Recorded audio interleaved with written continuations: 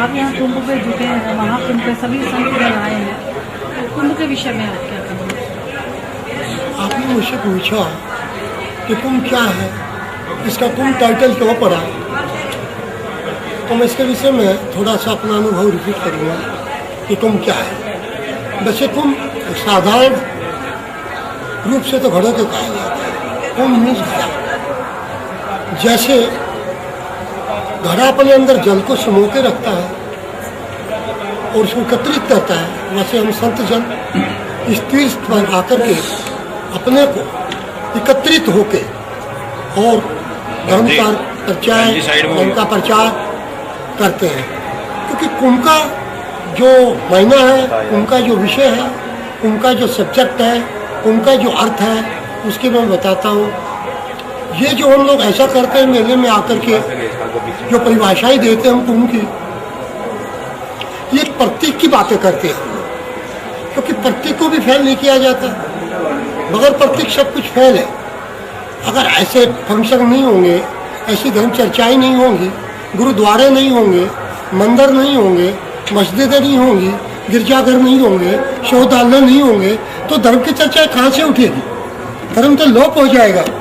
इसलिए हमको इनका प्रतीक देना पड़ता है। अभी आपने अपने बुखार दिन से मुझसे पूछा कि कुंभ क्या है। कुंभ कहते हैं घड़े को, और असली कुंभ उसका ये है पूरक। पूरक किस लिए पूरक है और किस लिए हम लोग जो स्नान करते हैं, किस लिए हम अमृत पान करते हैं, किस लिए उसको अमृत का छक्का कहते हैं। हमारे अंदर प्राण अपान दो वायु काम करती है, जिनके अंदर नाभि है, और जब हम अपने प्राण अपान वायु को कुंभ के द्वारा जब अपने आप को सांसों धमनी को खींचते हैं, तो घड़े रूप इस कुंभ के अंदर हमारी प्राण और अपान दोनों वायु एकत्रित हो जाती है, और वहाँ वहाँ जाकर के उस कुंभ का सिकुड़ी इंद्रियों का, और वहाँ अपने अंदर एक मधुर स्नान करते हैं। असली कुंभ तो ये है। आप कुछ और कहना चाहिए? मेरे तो सारे दिन बुला ले मनो काम ग्रंथ को किसी इतिहास को बनाने के लिए 3 रूप लेने पड़ते हैं। नंबर 1 यथार्थ, क्योंकि कारण से कार्य बनता है, कार्य कारण को नहीं बनाता है, तो यथार्थ जो है कारण है। नंबर 2 रोचक, उसमें इंटरेस्ट होना चाहिए, नहीं तो हिस्ट्री को पढ़ेगा कौन। नंबर 3 भयानक, डरावनी, दहशत। ये 3 चीज रूप लेके हमारा जो है इतिहास बनता है, और उनको हम लोगों के सामने रखते हैं। और यथार्थ होता है इसके अंदर 10 ग्राम, और रोचक होती है 20 ग्राम, और भयानक होती है उसके अंदर 30 ग्राम। पूरा लिटरेचर बनता है। क्यों? जैसे मैं एक उदाहरण देता हूँ, किसी के साथ झगड़ा हो जाता है, और उस झगड़े में जो थोड़ा सा बॉन्ड पड़ता था अपने प्रतिद्वंदी से, वो उसको चाटा लगा देता है, और प्रतिद्वंदी ने जाकर पुलिस में उसकी FIR लॉन्च कर दी।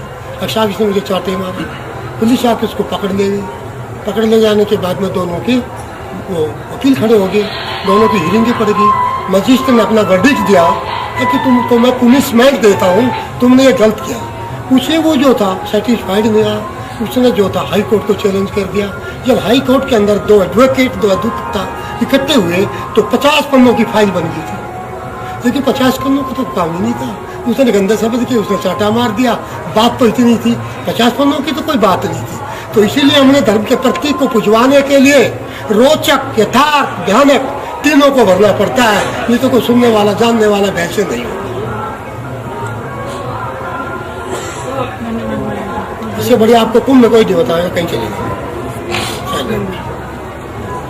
साधु सूरमा किसी के पच्चीनों पे नहीं चलते, उनका अपना समय अनुभव होता है। और किसी के पच्चीनों पे चलोगे तो बस वो वही रहेगा जो उस बैठक को बोल रहे हैं।